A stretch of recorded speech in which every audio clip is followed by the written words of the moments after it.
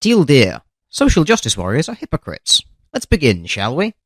What is Oculus's approach to their clear gender gap, and how you're going to not port that into VR? Firstly, you can't really port a so-called gender gap into VR. That just doesn't even make any sense as a concept. Secondly, you look incredibly familiar. Ah, yes, that's because you're Emily Eifler. I remember you for all of your sterling work that you do with your virtual reality company, Ella VR. Let's have a look at them, shall we? Oh me, oh my, would you look at that? Look at that About Us section. There are 3 individuals hired at your company, Vhart, Andrea Hawksley, and Emily Eifler. Now, I'm noticing something in this picture here, something about your staff.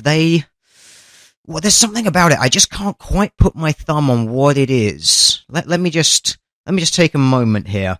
Oh, wait! All of your staff are female. And hang on, what else? You're all also decidedly very pale, aren't you, as well? And I couldn't help but notice you all seem to be reasonably able-bodied, and you're also all very much of an age, aren't you? Now, I wonder, is there something we could do to your company to ensure that it leads by example in true diversity hires?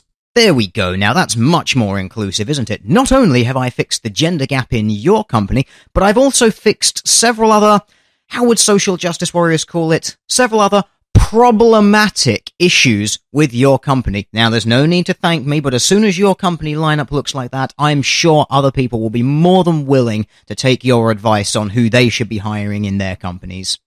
As a side note, I have no doubt that this commentary on a so-called gender gap within the Oculus project was a thinly veiled attempt by Emily Eifler to bravely step in and be taken on by them as an affirmative action hire to address their supposed gender gap at a much larger company and, of course, a much higher rate of pay than she currently has.